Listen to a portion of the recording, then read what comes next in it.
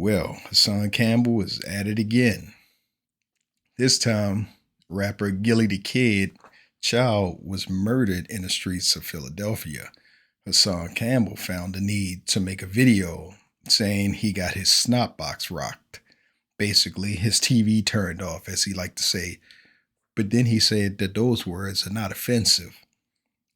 I don't understand why this guy can't comprehend the offensive nature of what he's saying when he says someone had their TV turned off or their snot box rocked. Like this man's father is not going to look at him and take that as disrespect. How would he feel if someone said that about one of his children after being murdered? I don't think he would take too kindly to that. But in this video, he's going to explain why he likes to use that phrase. So let's watch this video and I'll comment. Leave a comment and let me know what you think.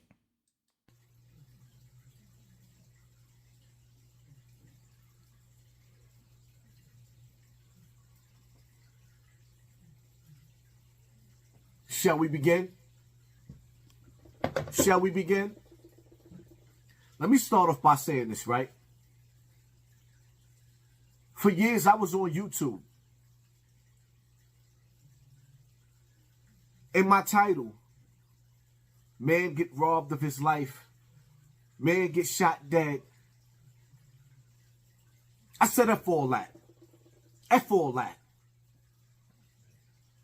Nobody cared. These young boys was in the street drilling and killing, drilling and killing, drilling and killing.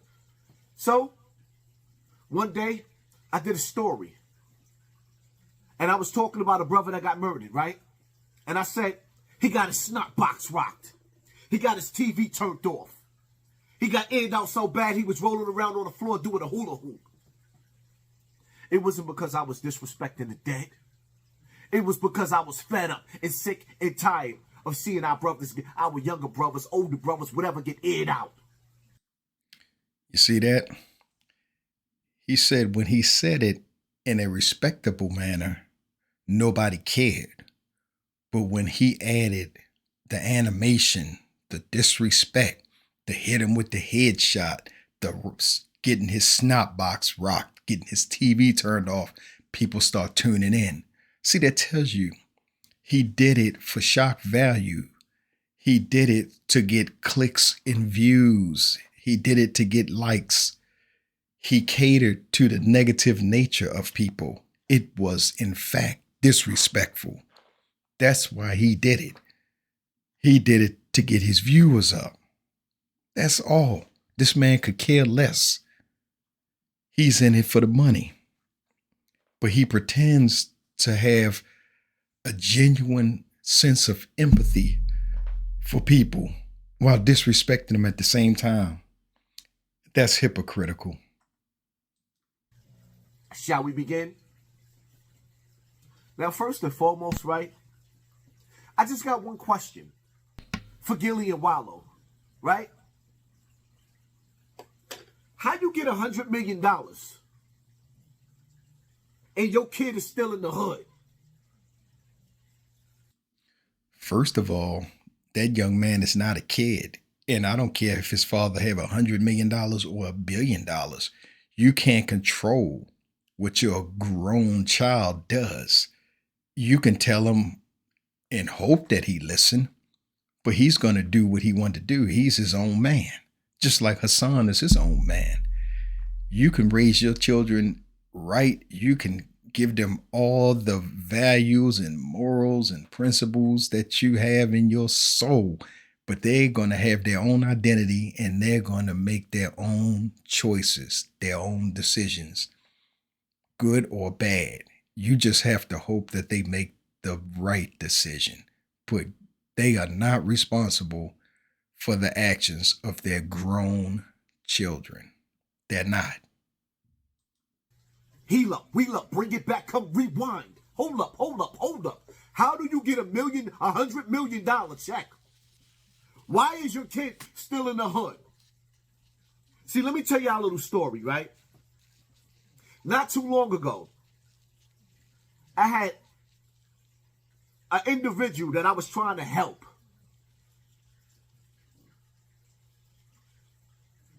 He wanted to go viral. So he sent some dudes after I did a live outside on University in Burnside, 1895. Go outside, smash my window, key my car up in the middle of the night. Then told people on the internet I got chased by gunmen. You're right. Right? This is what they did. The next day, a couple of days, the same individual that I tried to help did an album cover with me in a coffin to go viral. Right? That's just to give you an example of how dirty the streets is. See, 1895 is gone now. And now my wife and kids is living in a castle somewhere yonder. And all of my kids was moved out of the hood. And the ones that you still see in the hood is because they mama hood and don't want to go nowhere. She had options. Now, here's the thing, right? You got $100 million, check.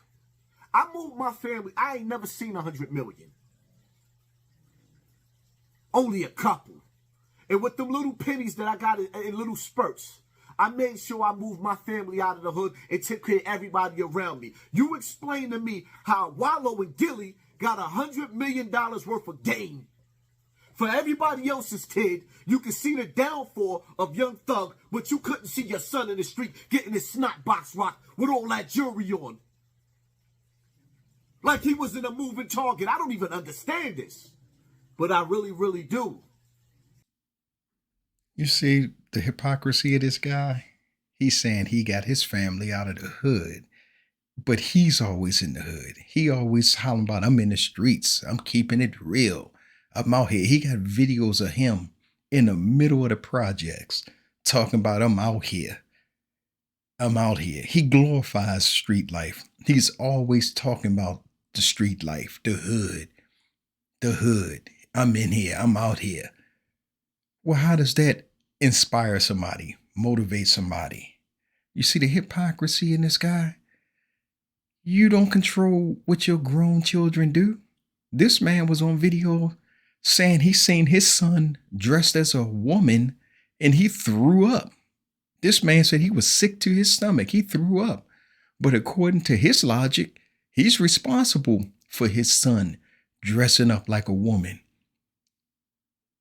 He's no more responsible for that boy dressing up like a woman as Gillie the kid is for his child being in the hood. You can't control what another human being does. I don't care if they're son, daughter, brother, cousin, aunt, or uncle. You don't control the actions of another human being. Because if y'all watch my last live that I put on private, and I'm going to put it back up and I'm going live again an hour from now. It's 8:59.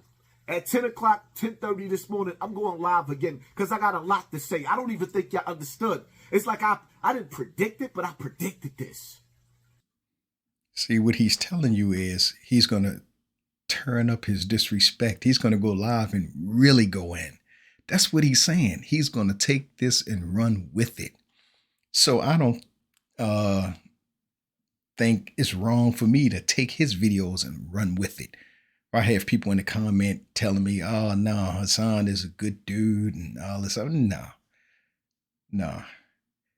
You want to criticize people? Take criticism yourself.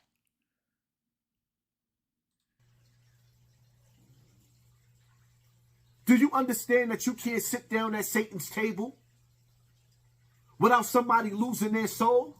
Do you understand that you cannot sit down at Satan's table? Take that, take that, take that. What did Nori say? That there's a door. He need to take his own advice. This man stays at Satan's table. Him and Zip with the Drip, they going back and forth, all out warfare on each other. I mean, trashing each other every chance they get, video after video. At what point do you make peace with Zip? When do you just come out and say, you know what, man, this has gone far enough. Let's show all the viewers that we can resolve conflict as black men. Why haven't you done that? You so righteous. Why don't you call a truce between you and Zip and say, you know what? That's it, man. Let's stop. Let's end it. He's not going to do that. the hypocritical nature of this dude. It's just for money. That's why he always talk about money. Money. What do $100 million got to do with somebody getting killed? It has nothing to do with it. It has nothing to do with it. That $100 million didn't influence that shooter. You see, this is why I'm always on this guy. Hit that like and subscribe button. I'm going to wait for his live and react to that.